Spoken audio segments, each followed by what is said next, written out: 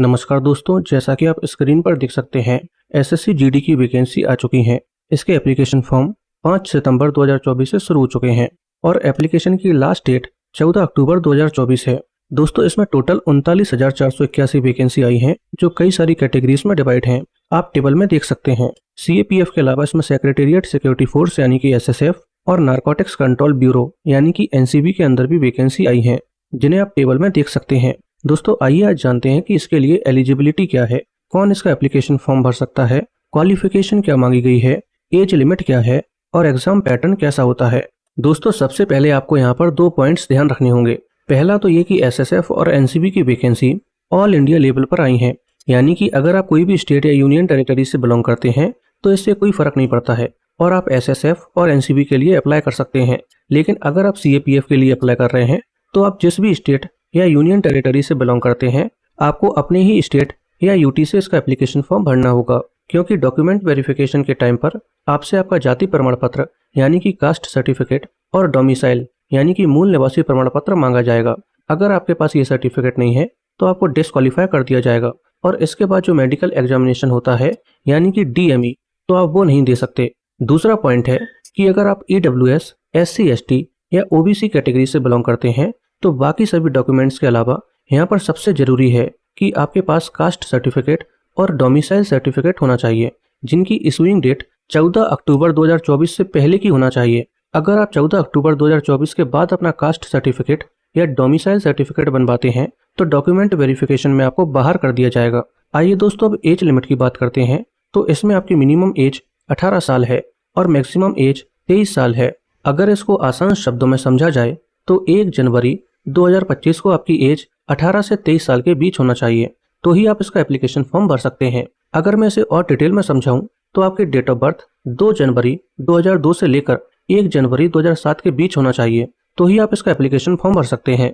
इसके अलावा इसमें एज रिलैक्सेशन भी मिलता है, जैसे कि अगर आप SC ST कैटेगरी से बिलोंग करते हैं तो आपको 5 साल एक्स्ट्रा दिए जाएंगे और अगर आप OBC कैटेगरी से बिलोंग करते हैं तो आपको 3 साल एक्स्ट्रा दिए जाएंगे। ऐसे ही बाकी कैटेगरीज में भी एज रिलैक्सेशन मिलता है, आप टेबल में देख सकते हैं। दोस्तों, क्वालिफिकेशन में आपका सिर्फ और सिर्फ 10th क्लास कंप्लीट होना चाहिए, तो आप एसएससी जीडी का एप्लीकेशन फॉर्म भर सकते हैं। लेकिन 1 जनवरी 2025 से पहले आपका 10th क्लास कंप्लीट हो जाना चाहिए और रिजल्ट भी आ जाना चाहिए, तो ही आप इसके लिए अप्लाई कर सकते हैं। अगर 1 जनवरी 2025 से पहले आपकी 10th क्लास कंप्लीट नहीं हुई है तो आप इसका एप्लीकेशन फॉर्म नहीं भर सकते हैं। आइए दोस्तों, अब बात करते हैं कि इसका एग्जाम पैटर्न कैसा होता है। दोस्तों, इसका एग्जाम पैटर्न 3 फेज में डिवाइड होता है। पहले फेज में आपका रिटन टेस्ट होगा, दूसरे फेज में आपका पीईटी और पीएसटी होगा और तीसरे फेज में फाइनली आपका डॉक्यूमेंट वेरिफिकेशन और डिटेल्ड मेडिकल एग्जामिनेशन होता है। रिटन एग्जामिनेशन में 20 क्वेश्चंस आपके रीजनिंग के होंगे, 20 क्वेश्चंस आपके जीएस के होंगे, 20 क्वेश्चंस मैथ के होंगे और 20 क्वेश्चंस आपके हिंदी और इंग्लिश के होंगे और हर एक क्वेश्चन 2 नंबर का होगा। तो इसका मतलब ये है कि आपके टोटल 80 क्वेश्चंस होंगे और आपका टोटल 160 नंबर का पेपर होगा, जिसमें आपको केवल 60 मिनट का समय दिया जाएगा। और यहाँ पर ध्यान रखने वाली बात यह है कि इसमें नेगेटिव मार्किंग भी है, जो 0.25 की है, यानी कि अगर आप 8 क्वेश्चंस गलत कर देते हैं तो आपका एक सही आंसर भी गलत कर दिया जाएगा, जो 2 नंबर का होगा।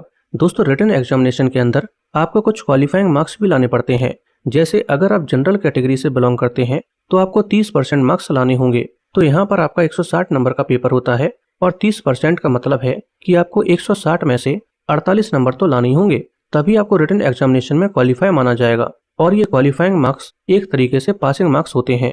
इसका मतलब ये नहीं है कि अगर आप इतने मार्क्स ले आते हैं तो आपका रिटन एग्जामिनेशन क्लियर हो जाएगा। रिटन एग्जामिनेशन तो आपका मेरिट के बेस पर ही क्लियर होगा और जनरल कैटेगरी की तरह ही अगर आप ओबीसी या ईडब्ल्यूएस कैटेगरी से बिलोंग करते हैं तो आपको 25% मार्क्स लाने होंगे और जनरल, ईडब्ल्यूएस और ओबीसी कैटेगरी के अलावा अगर आप बाकी किसी भी कैटेगरी से बिलोंग करते हैं तो आपको 20% मार्क्स लाने होंगे। दोस्तों, रिटन एग्जामिनेशन होने के बाद आपका पीईटी और पीएसटी होता है। पीईटी यानी कि फिजिकल एफिशिएंसी टेस्ट। इसमें अगर आप लड़के हैं तो आपकी 5 किलोमीटर की दौड़ होगी, जिसे आपको 24 मिनट में कंप्लीट करना होगा और अगर आप लड़की हैं तो आपकी 1.6 किलोमीटर की दौड़ होगी, जिसे आपको 8.5 मिनट में कंप्लीट करना होगा और अगर आप लद्दाख रीजन से बिलोंग करते हैं और लड़के हैं तो फिर आपकी 1.6 किलोमीटर की दौड़ होगी, जिसे आपको 7 मिनट में कंप्लीट करना होगा और अगर आप लड़की हैं तो 800 मीटर की दौड़ होगी, जिसे आपको 5 मिनट में कंप्लीट करना होगा। पीईटी के बाद आपका पीएसटी होगा, जिसमें आपकी हाइट, वेट और चेस्ट मापी जाती है और लड़कियों की सिर्फ हाइट और वेट का मेजरमेंट लिया जाता है। हाइट की बात करें तो अगर आप लड़के हैं तो आपकी हाइट 170 सेंटीमीटर होनी चाहिए और अगर आप लड़की हैं तो आपकी हाइट 157 सेंटीमीटर होनी चाहिए। इसके अलावा हाइट में आपको रिलैक्सेशन भी मिल जाता है, जिसे आप टेबल में देख सकते हैं। इसके बाद बात करते हैं चेस्ट की, जो सिर्फ लड़कों के लिए होती है। तो इसमें आपकी चेस्ट 80 सेंटीमीटर होनी चाहिए और एक्सपेंड करने के बाद 85 सेंटीमीटर होनी चाहिए। चेस्ट में भी आपको रिलैक्सेशन मिलता है, जिसे आप टेबल में देख सकते हैं। लास्ट में आपका वेट का मेजरमेंट भी लिया जाता है, जो आपकी हाइट के अकॉर्डिंग होना चाहिए। अगर आप पीईटी और पीएचडी को क्वालिफाई कर लेते हैं तो फेज 3 में आपका डॉक्यूमेंट वेरिफिकेशन, डीएमई और आरएमई होता है। डॉक्यूमेंट वेरिफिकेशन में आपसे तमाम प्रकार के डॉक्यूमेंट्स मांगे जाएंगे, जिन्हें आप यहाँ पर देख सकते हैं। इसके बाद आपका डीएमई यानी कि डिटेल्ड मेडिकल एग्जामिनेशन होगा और डीएमई के अंदर अगर आपको डिस्क्वालीफाई कर दिया जाता है तो उसके बाद आपका आरएमई होगा, यानी कि रिव्यू मेडिकल एग्जामिनेशन। और आरएमई के अंदर भी अगर आपको अनफिट करार दे दिया जाता है तो आपको फाइनली बाहर कर दिया जाएगा। दोस्तों, अगर आप घर बैठे ही अपने मोबाइल, लैपटॉप या कंप्यूटर से इसका एप्लीकेशन फॉर्म भरना चाहते हैं तो कमेंट में एप्लीकेशन टाइप कर दीजिए, मैं इस पर भी एक वीडियो बना दूंगा।